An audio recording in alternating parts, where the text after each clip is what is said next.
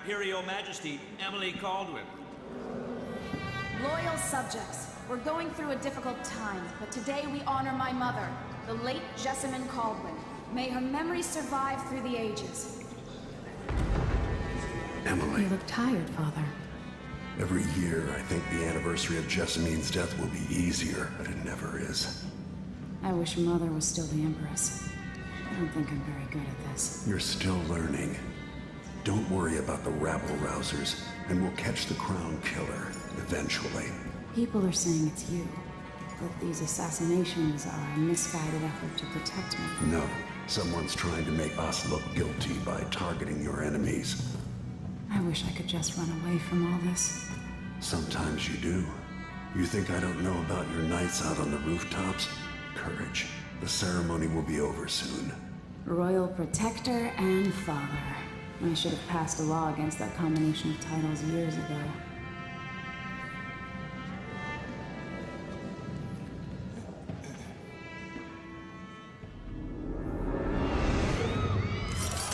When an otherworldly usurper seizes the throne, the fate of the Empire is left hanging in the balance. Dishonored 2 offers you the choice of playing as Empress Emily Caldwin or the Royal Protector, Corvo Attano.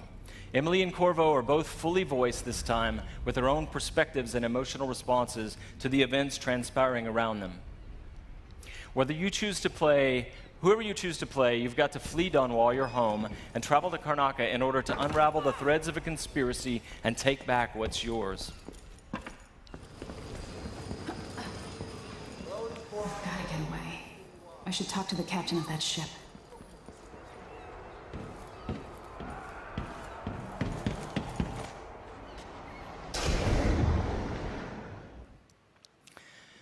Dishonored is known for unscripted, simulation-driven missions where no two players ever have the same experience.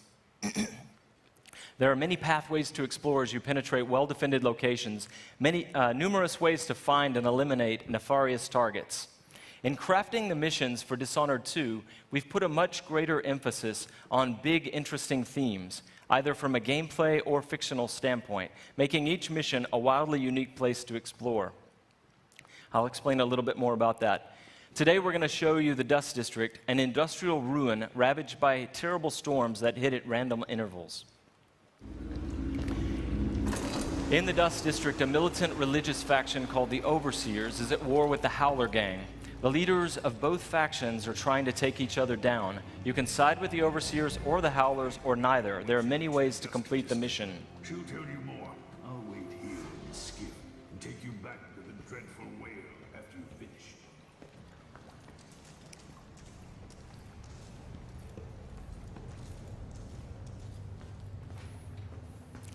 Everything you see here is rendered in the Void engine, designed to create atmospheric and exploration-rich spaces.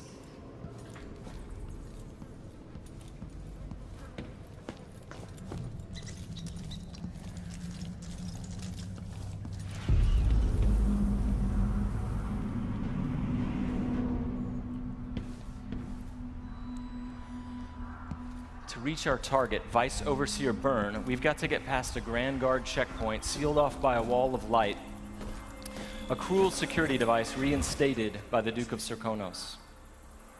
Orders from the Duke. We're losing too many people.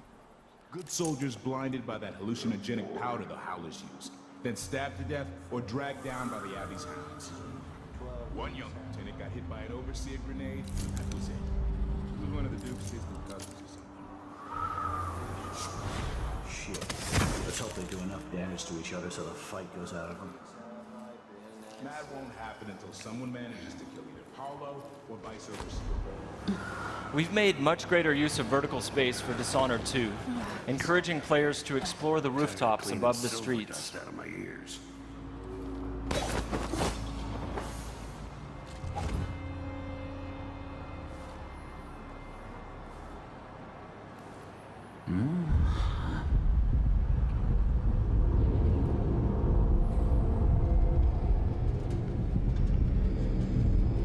Dust from the mines.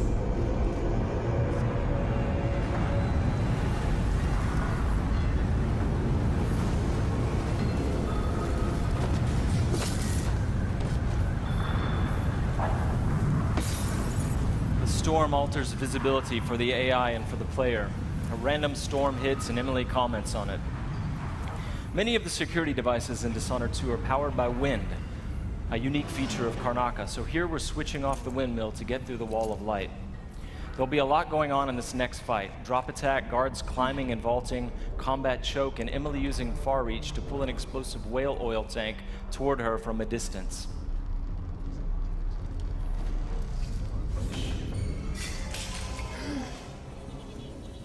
You aren't going anywhere! So dead! Let Head to the rope for you! Hey you! Come here!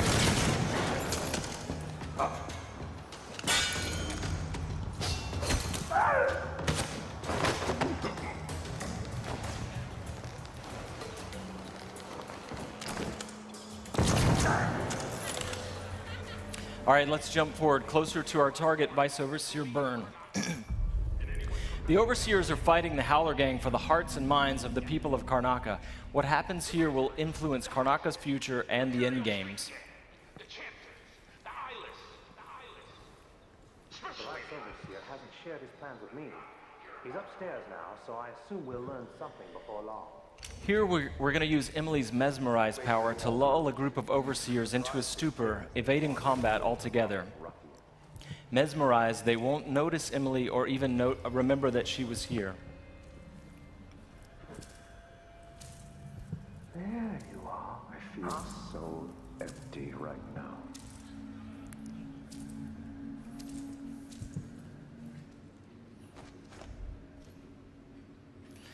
Far Reach can be upgraded not only to pull objects from a distance, but also enemies, so you can finish them off in midair.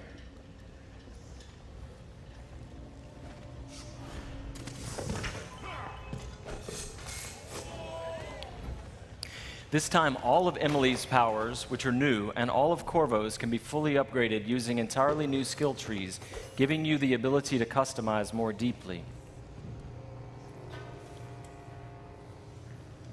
If you're new to the Dishonored series, it's all about options and exploration, playing at your own pace. The game has many different pathways through each mission, and also different approaches, stealth or combat, lethal or non-lethal, and a wide array of supernatural powers that will dramatically change the experience as you play.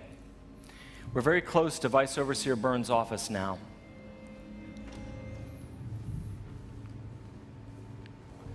The Duke will topple soon. The Sisters of the Oracular Order have seen it, and I feel it in my bones. So this stalemate with the Howlers must be resolved. Byrne is giving a briefing using a projector. We're going to plant a stun mine and then link several of the Overseers with Emily's domino power, so that whatever happens to one of them will happen to all of them. They share the same fate. Died trying to break power. We suffered fatal injuries. Somehow we come back the next day to fight again. Whatever witchcraft we had. Switching off the projector will attract Vice Overseer Byrne's attention, and when the mine affects one Overseer, it will affect all of them. Go check, brother. Right away.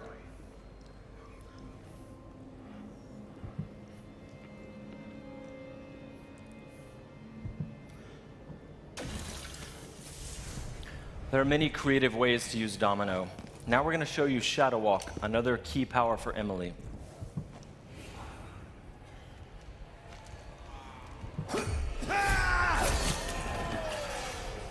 Shadow Walk is useful for stealth and combat. You saw it in the announced trailer that we made for the game, and you can fully use it in the game. Like all the powers, it can be upgraded in a variety of ways. With Vice Overseer Byrne out of the picture, the leader of the Howlers will owe Emily a favor, and that's just one way to complete the Dust District mission. Before closing today, we want to demonstrate another signature environment from a mission called A Crack in the Slab.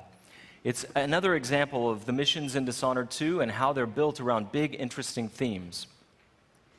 This mission takes place in a ruined manor that's been sealed for several years. At the start, the outsider appears and explains that reality was warped inside this place after an occult event. Your supernatural powers won't work inside the manor, and even time behaves strangely, allowing you to travel back and forth between the ruined present and the past when the manor was lavish and refined.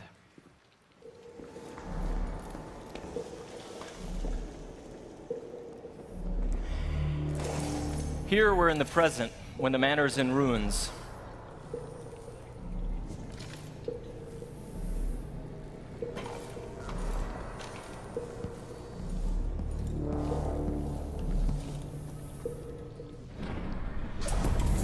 Now we've moved backwards, years into the past, when the manor was still inhabited and guarded.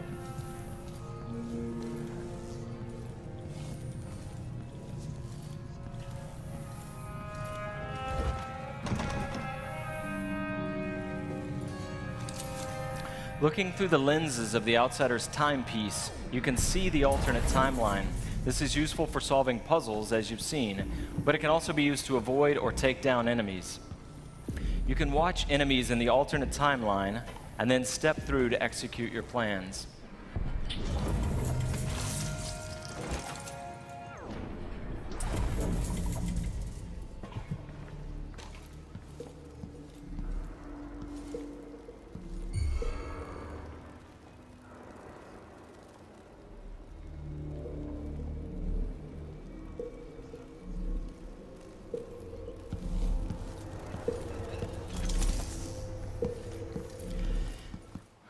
We hope you're going to love the game as much as we do. Thank you. Thank you.